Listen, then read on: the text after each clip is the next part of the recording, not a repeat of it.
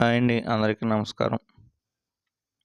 చంద్రబాబు నాయుడు గారు మహిళలందరికీ కూడా ఆయన ఏదైతే ఎన్నికల మేనిఫెస్టోలో ప్రతి నెల ఆడబిడ్డ నిధి అనే పథకం ద్వారా రూ. 1500 ఇస్తానన్నారో, ఈ రూ. 1500 విడుదలకు ఆయన గ్రీన్ సిగ్నల్ ఇచ్చారు. ఇది సంక్రాంతికి కానుకగా జన్మభూమి 2 కార్యక్రమంలో ఉంటుంది. ఇక అప్పట్లోనే సంక్రాంతి పండుగ కానుకగా మహిళలందరికీ కూడా ఈ యొక్క పథకాన్ని ప్రారంభిస్తున్నట్టు ఆయన అయితే చెప్పడం అయితే జరిగింది. ఈ రూ. 1500 పథకానికి ఎవరు అర్హులు, ఎవరు అనర్హులు, ఏ కులం వారికైతే ఇస్తారో, అలాగే కొంతమందికి మాత్రం ఇస్తారా, అలాగే డ్వాక్రా మహిళలకు ఇస్తారా, పెన్షన్ తీసుకునే వారికి ఇస్తారా, లేదా అంగన్వాడీ జాబ్ చేసుకునే వారికి ఇస్తారా, ఆశా జాబ్ చేసుకునే వారికి ఇస్తారా, వీళ్ళందరికీ ఇస్తారా, ఎవరో ఇంకా కనీస అర్హతలు ఏంటి, ఈ పథకానికి ఎలా అప్లై చేసుకోవాలి అనేది నేను ఇప్పుడు పూర్తిగా ఈ వీడియోలో తెలియజేస్తాను. దయచేసి మన ఈ యొక్క వీడియోని లైక్ చేయండి, షేర్ చేయండి అండ్ సబ్స్క్రైబ్ చేయడం మర్చిపోవద్దు.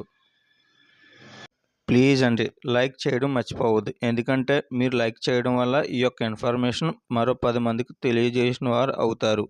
అలాగే సబ్స్క్రైబ్ చేసుకోండి. సబ్స్క్రైబ్ చేసుకోవడం వల్ల లేటెస్ట్ అప్డేట్స్ అనేవి ఎప్పటికప్పుడు నేను మీకు చెప్పగలుగుతాను. ఇంకా మెయిన్ టాపిక్లోకి వెళ్తే, మన ఆంధ్రప్రదేశ్ రాష్ట్ర మహిళలు ఎంతగానో ఎదురు చూస్తున్నటువంటి ఎన్నికల మేనిఫెస్టోలో ఇచ్చినటువంటి రూ. 1500 అంటే సంవత్సరం 18,000 విడుదలకు జారీ చెప్పారు.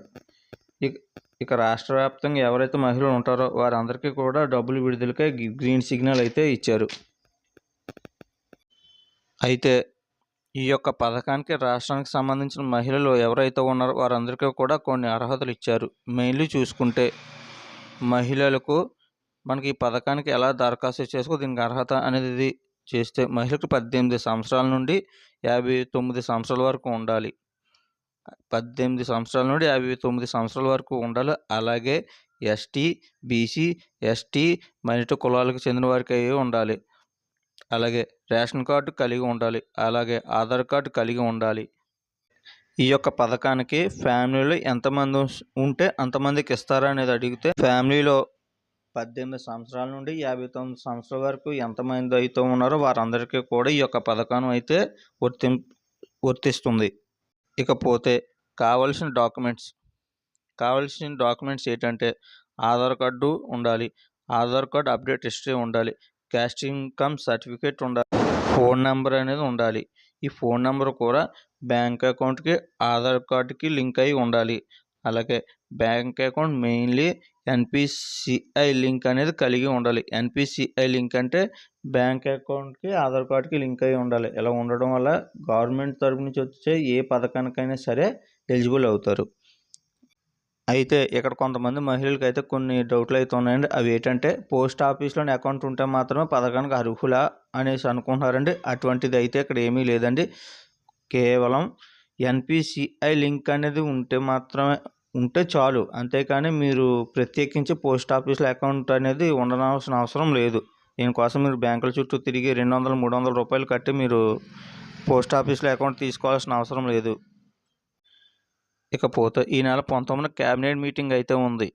ఆ మీటింగ్లో ఫైనల్ చేసి సంక్రాంతి కానుకగా ఈ పథకం అనేది ఇచ్చే అవకాశం ఉన్నట్లు తెలుస్తుంది. ఇకపోతే పెన్షన్ తీసుకున్న మహిళలకు ఈ పథకం వర్తిస్తుందా అని అడుగుతున్నారు. పెన్షన్ తీసుకున్న మహిళలకు అయితే మాత్రం ఈ పథకం అనేది వర్తించదండి. కాబట్టి మహిళలందరూ గమనించాలి. అలాగే డ్వాక్రా మహిళలకు ఈ పథకం వర్తించదు. ఎందుకంటే వాళ్ళకి అభయ హస్తం అనే పెన్షన్ తీసుకుంటున్నారు కాబట్టి ఈ పథకం వర్తించదు. దీంతోపాటు ఇంకా డ్వాక్రా మహిళలకు కానీ, ఆశా వర్కర్ కానీ, అంగన్వాడీలో పనిచేసే వర్కర్స్ కానీ ఈ యొక్క పథకం అనేది ఇచ్చే అవకాశాలు అయితే లేవు.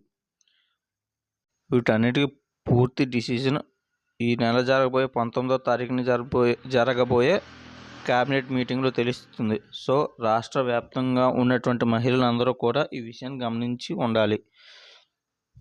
వీడియో చివరి వరకు చూసిన వాళ్ళు ఒక లైక్ చేయండి. అలాగే సబ్స్క్రైబ్ చేయటం మాత్రం మర్చిపోవద్దు ప్లీజ్. Thank you.